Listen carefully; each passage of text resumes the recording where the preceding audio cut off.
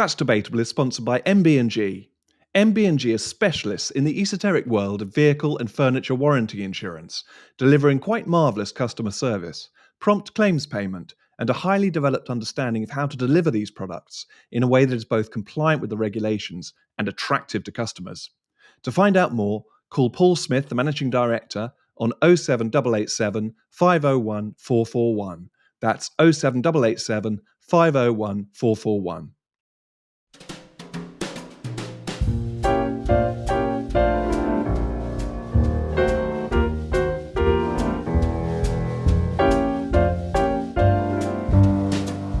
Hello, and welcome to That's Debatable, the weekly news podcast of the Free Speech Union. Well, welcome back to all our listeners and our viewers. I still can't get used to saying that, but it is fantastic to see and hear. Well, it's fantastic to be back again another week.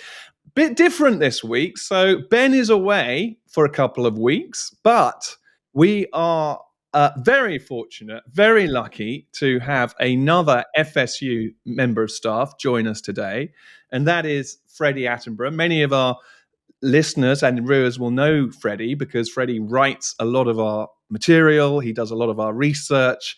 He does the weekly newsletter. He works very closely with Toby on all of our comms and our social media channels.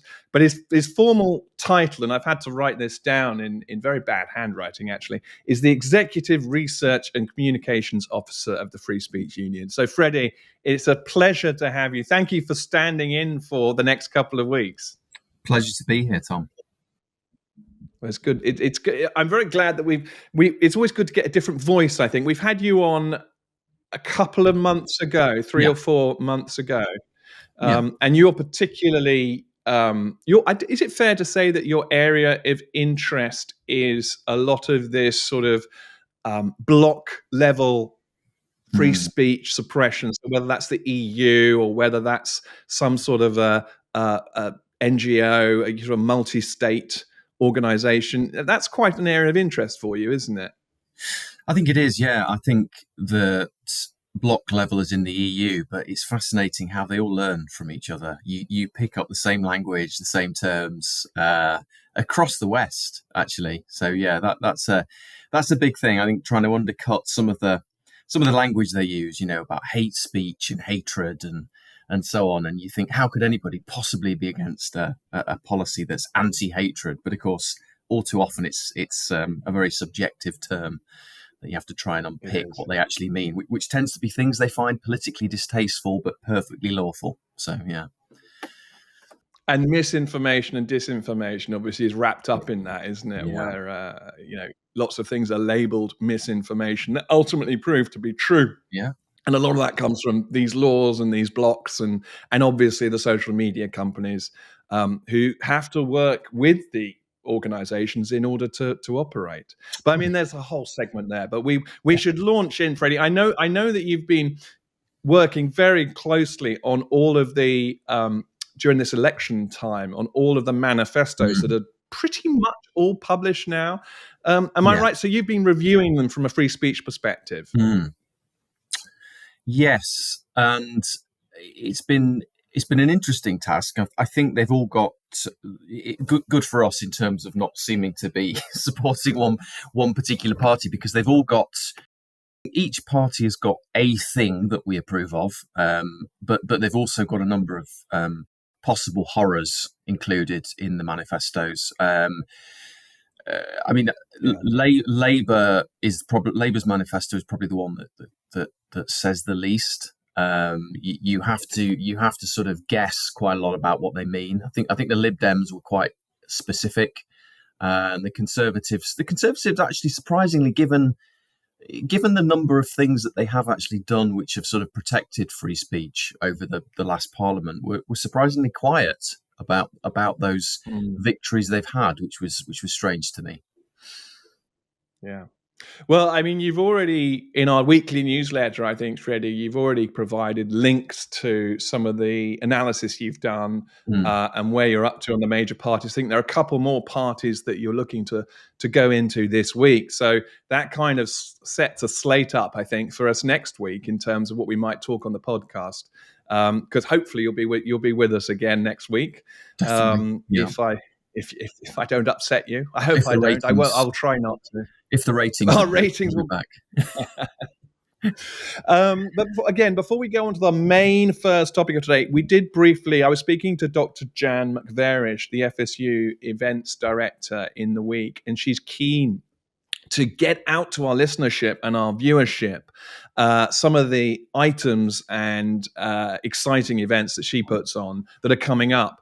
And the one that jumps out and is coming up pretty quickly, so Wednesday, the 26th of June, so a week on Wednesday, is called The New Taboos of Diversity, Equity and Inclusion.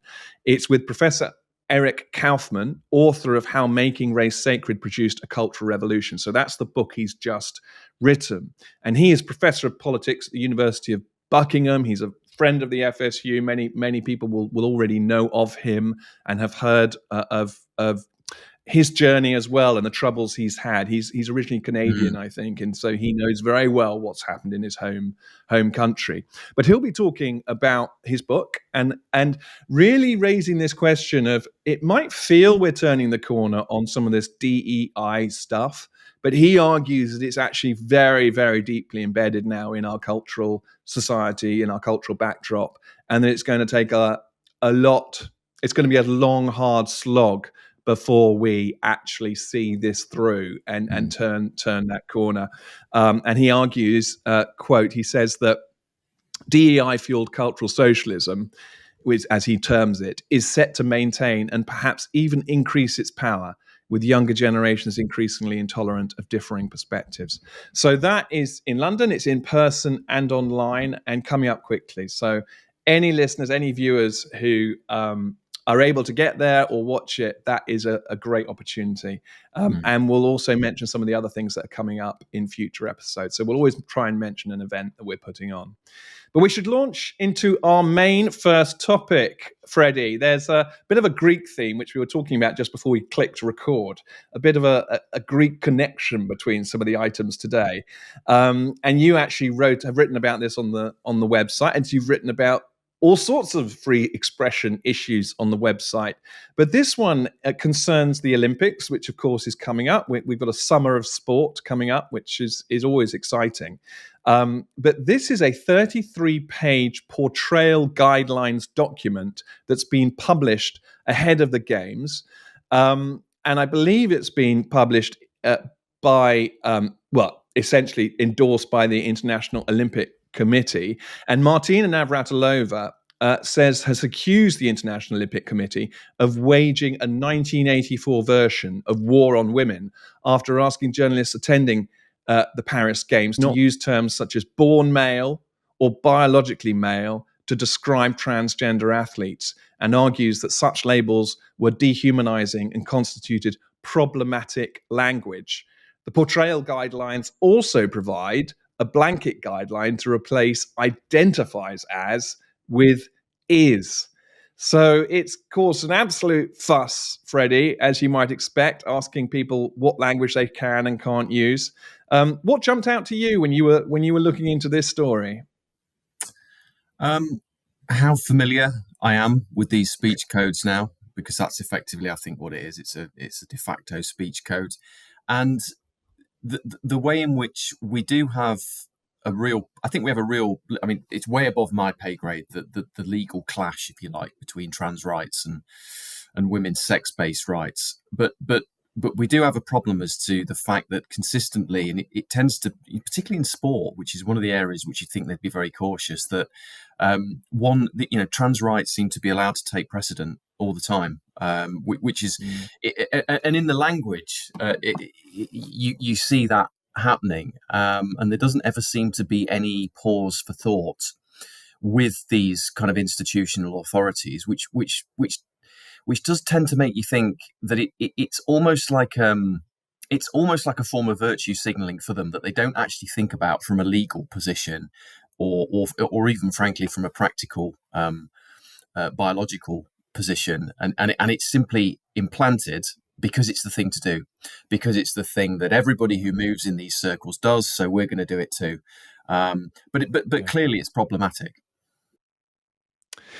It was really interesting when I read your article, Freddie. When you say it feels very familiar, you reference back to the Tokyo Olympics in 2021. Mm, Obviously, just 3 years ago, because it was booted back by COVID.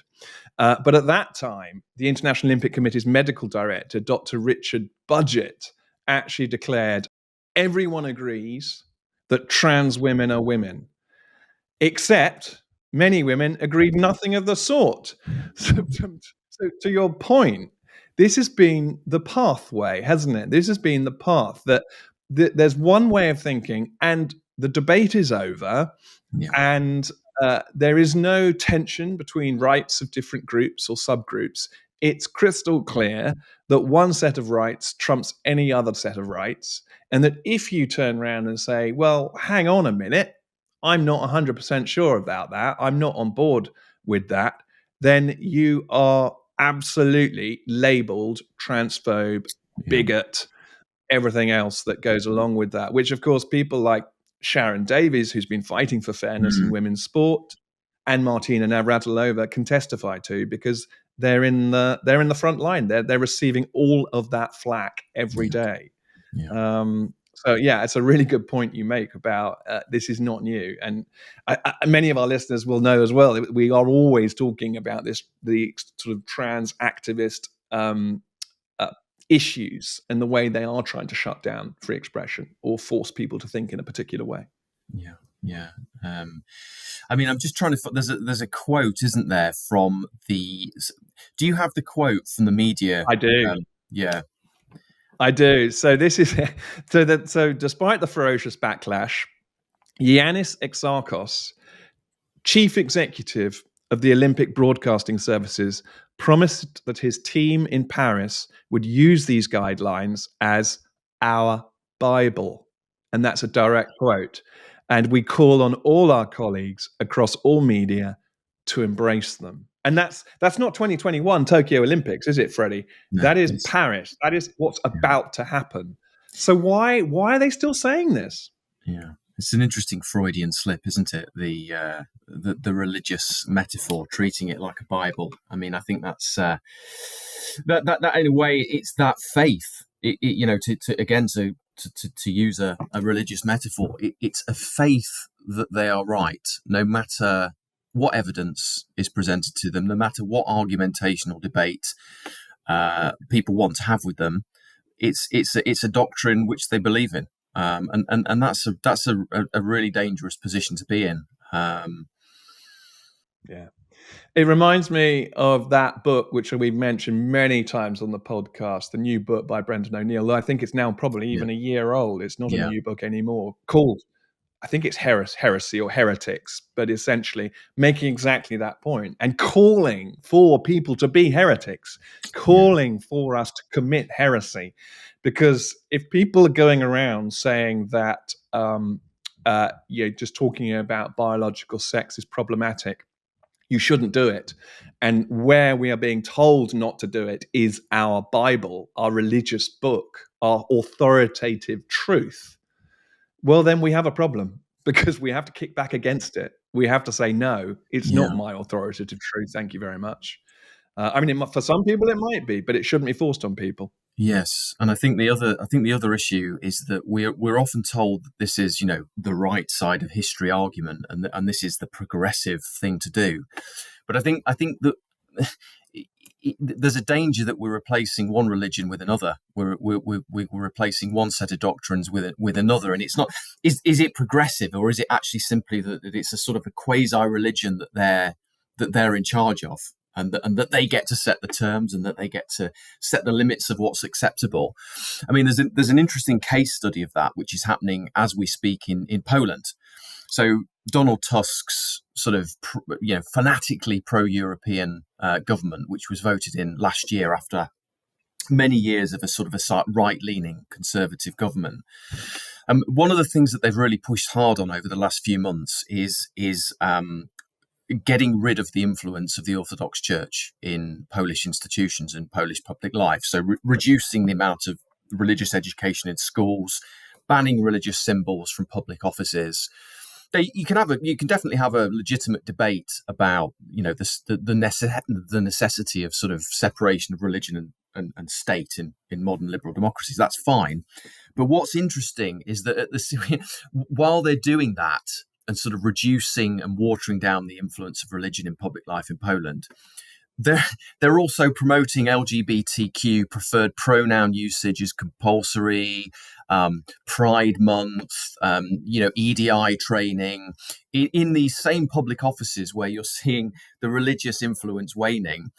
There's this new religion which is coming in to replace it. So I think the claims that this is progressive and this is the Enlightenment's legacy, that we are making space for all people and increasing human rights, I'm not sure I buy that. I think there is a whiff of a new kind of religion being born here.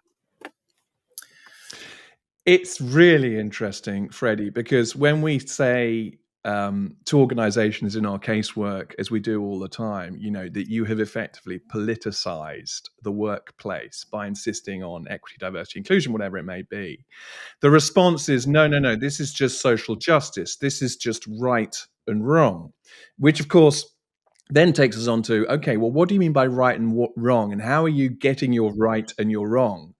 And the classic answer to that has always been, well, religion teaches us right or wrong by definition. You go to Christianity, Islam, Judaism, whatever it may be, they have a concept of sin, which is wrong, and they have a concept of virtue, good and evil. And so they're at the heart of what a religion is. So when the response comes in saying, no, it's not politicization, it's just doing what's right, you then, by definition, can draw that thread back and say, you now have a new moral framework. Yeah. You now are redefining virtue and vice. And yet they're denying that as well. So they're wanting to have both sides of this. This isn't political, but it's not religious. So it's because by implication, what you're saying in Poland is they're saying it's not religious because at the same time they're removing religious symbols. And so there are, as ever, these really inherent contradictions within the new ideology, the progressivism, as to where right and wrong come from and who chooses right and wrong. Mm. And it reminds me a little bit of what Marx says about religion being the opiate of the masses, and just not quite coming clean, that he was essentially injecting into society a new religion with new statues. Of a Lenin and then Stalin and then Mao or whoever it may be, statues everywhere, pictures everywhere. You have to bow, in North Korea, you have to bow to Kim Jong-un, I think. And that really is a cult. But you think, we can't do without religion as a species, I think. We just need to be open and honest about which religion we are actually following in practice. Yeah. Yeah, and I think that if you wanted to pursue that, the religious link between the sort of the organized traditional religions and the new progressive religion that's being born, Catholicism has transubstantiation, doesn't it? The bread and the wine that during that become the body of Christ. Well, if you pursue that metaphor across to sort of the LGBT movement, it suddenly makes a lot more sense of preferred pronouns. Because in the very act of using the preferred pronoun, the gendered soul becomes real in the same way as when you have the bread and wine that becomes the body of Christ. You've now got the preferred pronouns that bring into the believer's eyes the reality of what they believe in, the faith. Look, it's there. The pronouns are there. Yeah. The gendered soul has been instantiated before us. It's the Christian trans debate. It wasn't the only thing at the heart of the Reformation, but it was one of the issues at the heart of the Reformation as to whether or not the bread and the wine actually became the body and blood of Christ. So the trans debate, in that sense, has been going on for 600 years. Yeah. It's just a different terminology, different context, different whatever. Yeah. And perhaps we're just going through a new Reformation. Maybe like Martin Luther, we need to stand up, well, as some of the very brave gender-critical feminists have. Yeah. Like Martin Luther at the Diet of Worms, we just have to say, here I stand, I can do no other, knowing that he could be killed at any point. Nail our theses, our free speech theses to the door of the church. Yeah.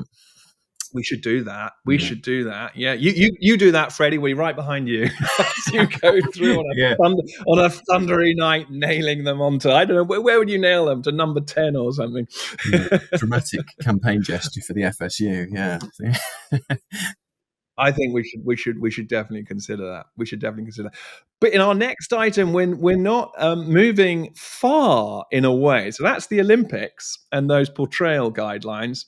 We're now moving to Greek philosophers. So, as I said at the beginning, there's a lot of of the great traditions and things that we've learned from our Greek ancestors that are now under threat. And this again is something that listeners and viewers can read on the website. Freddie, you've written a piece on it. But this is an item about Aristotle and Socrates and other sort of dead white philosophers who've been sidelined by woke academics. So what's happened is that there's been a new toolkit for decolonizing philosophy in secondary schools and universities, which summarily dismisses canonical Western philosophers from Plato and Aristotle through to Descartes and Wittgenstein, and calls them dead white males who engaged in solipsistic armchair theorizing. What is solipsistic armchair theorizing, Freddie? That sounds rather solipsistic. the idea. So this is the School of Oriental and African Studies in London, SOAS, as it now calls itself. And it's 4 student interns who have been working with 4 philosophers, or at least lecturers in the philosophy department at SOAS, to come up with this toolkit. And I think that the solipsistic point is that essentially that they were just navel gazers. And they talk about, that actually all that these people did, all that we have from 2,400 years worth of sort of European philosophical thought is a bit of navel gazing, and people have just obsessed about their own experiences, obsessed about what's happened to them. Their own subjective biases have sort of poisoned their own thought. So it's not really, it's not really worth that much anymore. Perhaps it should be part of the mix, but it's clearly flawed, and it's problematic in that sense because it's just their own sort of biased perspectives. I mean, I think it sounds culture warsy, but I do think there are sort of freedom of speech, freedom of expression issues in here, and we'll come on to them in a moment. But 2 things I just point out about this toolkit that they've created is that they're very keen, because I read the whole thing. It's a very long document, and they're very keen to say this is not about banning. It's not about anything other than in allowing what they call different intellectual systems to come into contact with each other, and a progressive synthesis will come out of it. But the first thing I'd say about that is that they spend an inordinate amount of time compared to the sort of non-European thought telling us why European thought is bad, why it's not really worth the paper it's written on. That not the same critical treatment is then not afforded to other forms of intellectual thought. Just Western dead white males are accorded that treatment, and there do appear to be a few sort of contradictions in even those criticisms that they've made, in the sense that they're saying, well, it's all just navel gazing, it's all just solipsistic navel gazing that comes out of the West. But throughout the document, they're exhorting lecturers to decolonize the curriculum. They exhort lecturers to get students to talk about their lived experience. So think about what's happened to them in their lives and relate concepts to their own lives and speak about what's happened in their background and their biography, which sounds very much, if you wanted to be, use the same terms, it sounds very much like solipsistic navel gazing. So on the one hand, they're sort of saying, do this, but then they're sort of criticizing European Western philosophy for doing that thing that they are advocating in other moments. It really is reminiscent, isn't it, of these grievance studies in all their forms. They do exactly this, and the victim pyramid comes into it. That if you have a certain number of points in the victim pyramid, then you have precedence, and if you have fewer points in the victim pyramid, then you're at the back of the queue, then you're the slowest child in the class. And I don't think, they're essentially saying Plato and Socrates were the slowest children. Really?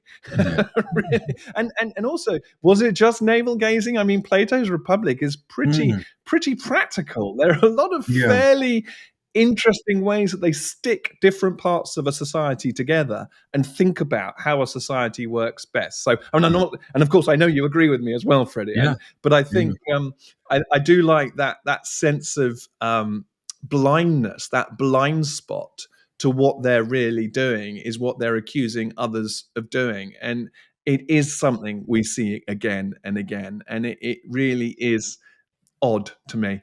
I don't think you'd get a claim. I mean, you're totally right. That idea that it's armchair theorizing, you wouldn't get that through a peer review system. And I think what's one of the problems with these reports that university sort of, EDI-led initiatives is that they're not peer reviewed.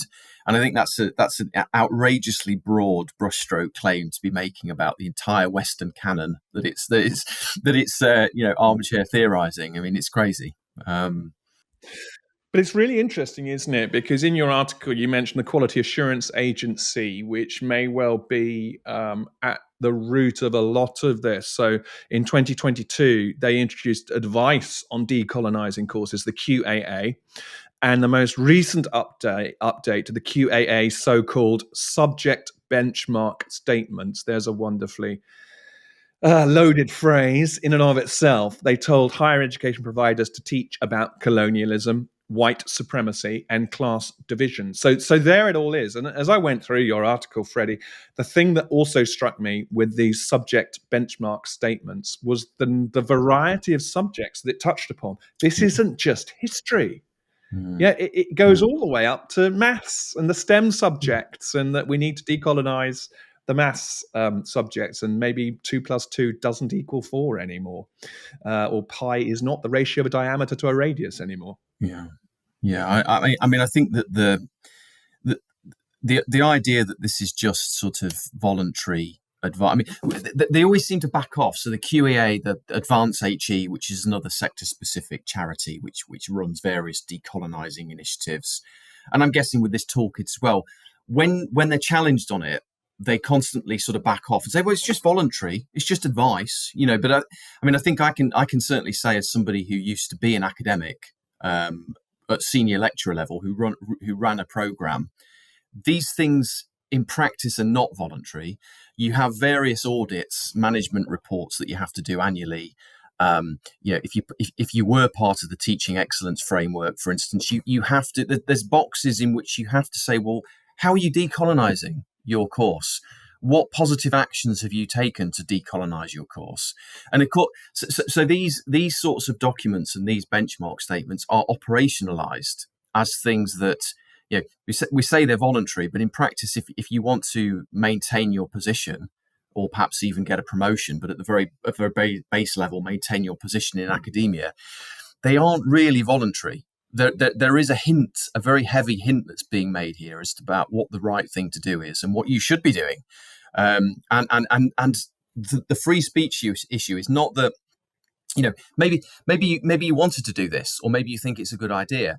But of course, there are very many ways that you could decolonize a curriculum, and that should really be rooted with individual academics. They should have the academic freedom within the limits of the law to do that, rather than having these very prescriptive, heavily hinting policies that suggest this is the only way that you should do this.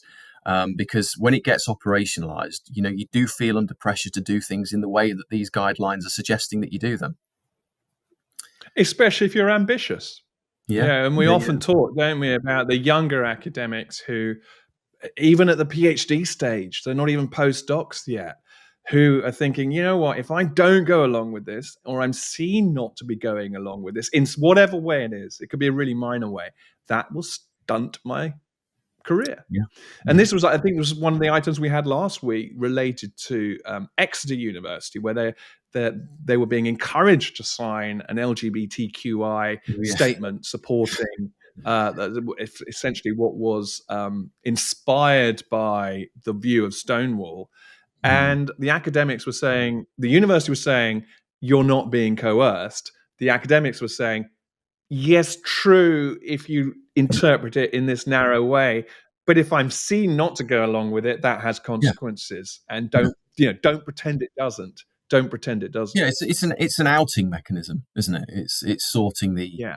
the right side of history types from the wrong side of history types. Yeah, and that will be noticed. Academic communities, that sort of thing is noticed, and it's the sort of thing that we know from our casework, and I certainly know from my own experience in the sort of the sort of quiet office space and in the corridors and so on. Those conversations go on about who it is who's towing the line and who's not towing the line, and who's a good person and who isn't. And that's the way these things have their impact.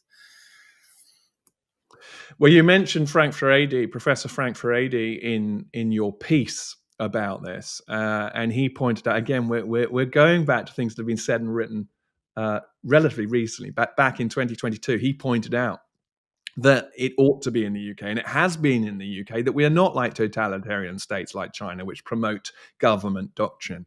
But this is changing. And his point was that if we do go, along with the QAA's updated benchmark statements, we may end up dealing a catastrophic blow to freedom of speech and the academic rigor it supports. And that was Professor Frank Furedi speaking and writing 2 years ago, and we've just seen that ratchet effect, haven't we? Where the thumb screws are being tightened and tightened around academics and around different institutions. Yeah, yeah, And I think one of the phrases, Freddie, we came up with last week was the Higher Education Freedom of Speech Act cannot come fast enough. yeah, It definitely. cannot come fast enough.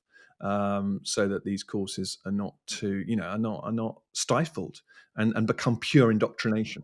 Yeah, I mean, let me just put a very quick word in for this. Dr. Jim Butcher, who's a lecturer at Canterbury, and he's recently written a report about essentially about the future of academic freedom, and it's a fascinating read. He makes this distinction between academic freedom that's conceptualized and the locus of it is at the level of the individual academic.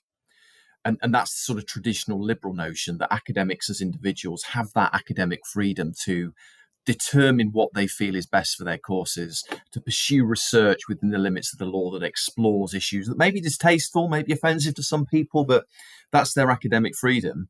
And then he contrasts that sort of sense of academic freedom as an individual issue with this new creep of academic freedom as a institutional collective level issue.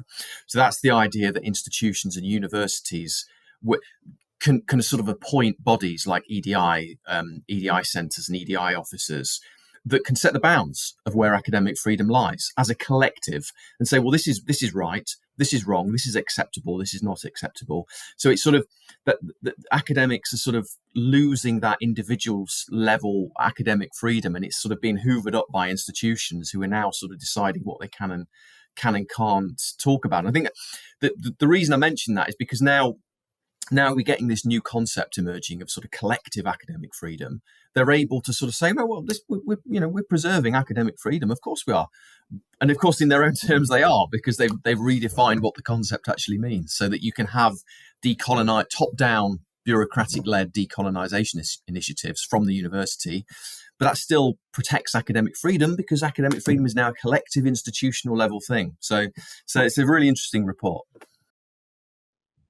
Very interesting, and how these things get redefined Mm. and words get changed and the meaning gets sneakily changed, I think is fascinating and a recurring theme. And these EDI roles that you mentioned there, those sort of the EDI officers, how they're the new police force, Yeah. essentially, aren't they? Yeah. They're setting the bounds of what can and cannot be said. Yeah. One last item, Freddie. Mm. One last item for today, which is quite quite a crazy item. But it's again, we're back on diversity, equity, and inclusion. This time, it's all about fat phobia, where art schools, and this was reported in the Telegraph, art schools are offered plus size inclusivity training to tackle fat phobia. And Ruth Anna Phillips, a plus-size director who runs workshops to address anti-fat bias, told The Stage earlier this month that one drama school had already agreed to provide the size inclusion training for its staff. And she, Miss Phillips, is the co-founder of Inclusion Collective, an organization that provides training in creative well-being, body positivity, and inclusive movement, among other areas. Now, all of those are very commendable areas, actually, including all sorts of people, different shapes and sizes in the world of performing arts but it's really, I think, the concern we have from a free expression perspective is that the training is likely to go in this direction of essentially cutting out references to fat people or to overweight people, and kind of becoming a freedom of expression issue, both in terms of what gets created. So, what kind of books get written? What kind of plays get written? There have been all sorts, and I did a bit of digging on this, Freddie. There have been all sorts of people who have in the past made a point of writing about people who are overweight. I mean, two examples I came up with were Falstaff in Shakespeare, who is absolutely monstered by the great man as to the morality of who he was by virtue of how large he was. And I think I might as well quote it.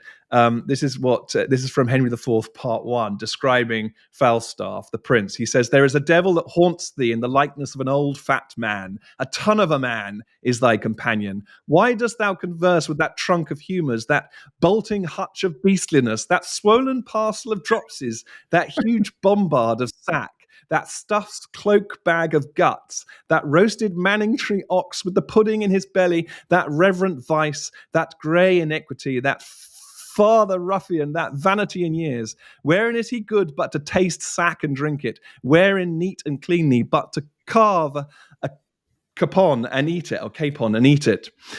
Wherein cunning but in craft? Wherein crafty but in villainy? Wherein villainous but in all things? Wherein worthy but in nothing?" So I'm not sure Shakespeare would be allowed to publish that nowadays, Freddie. Certainly not if he's going on this new course. Trigger warning. That would need to be censored. Mm. I don't know what your thoughts are, Freddie.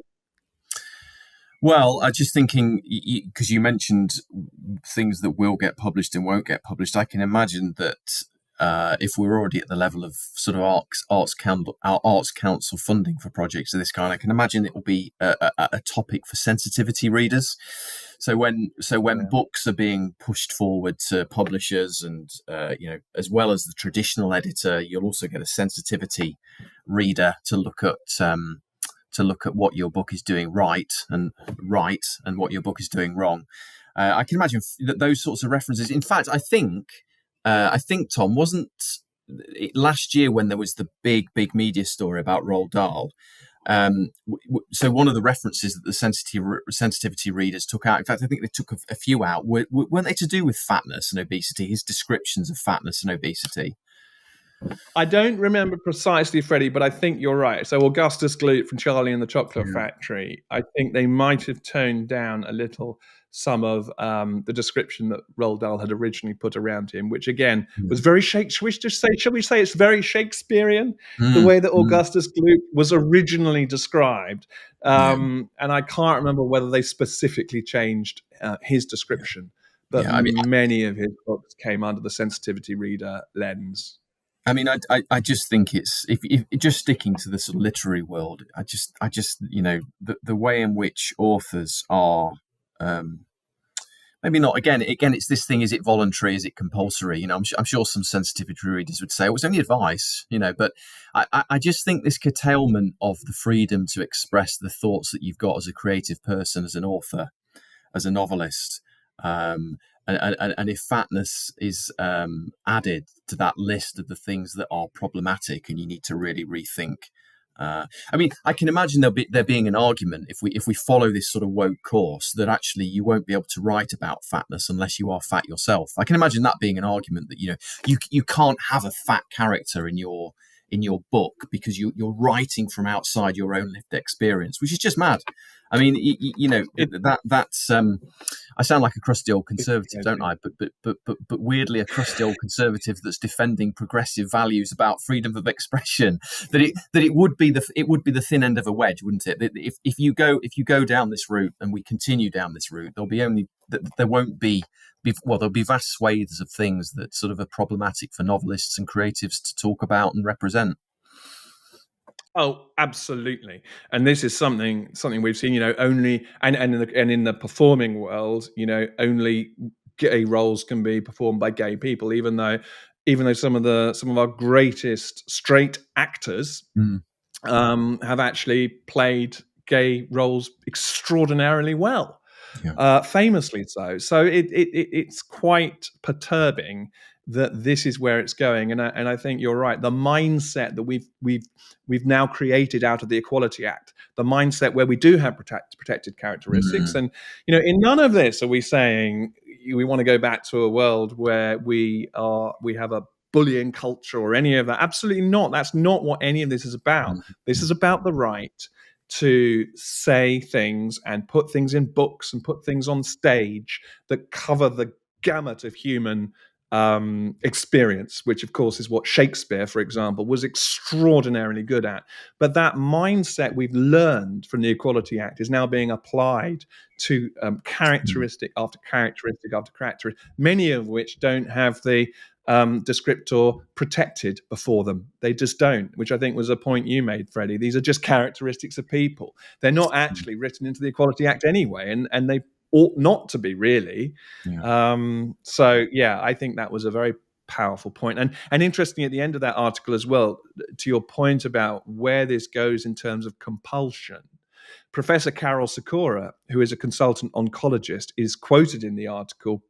So this article was originally in the Telegraph, and he's quoted in the article as saying, plus size inclusivity training is just the sort of nonsense that the senior management in the NHS, so this isn't even in the performing world, the senior management in the NHS will make part of the ridiculous, politically inspired, mandatory training all doctors are forced to do. Please bring back some common sense. Hear, hear to what Professor Carol Sikora is saying there.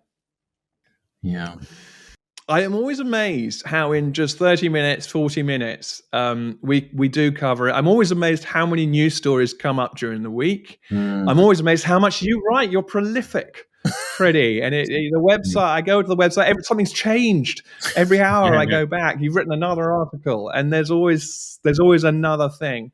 And one thing I always enjoy when we do our podcast, and I hope the listeners and the viewers enjoy this as well, is seeing the connections, drawing the threads, I think that all of this helps and equips us to fight back in whatever way we can, even if it's a really small way. And I think that it's what the Free Speech Union is all about as well, isn't it? It's about us coming together, seeing these things for what they are, and then being equipped to fight back.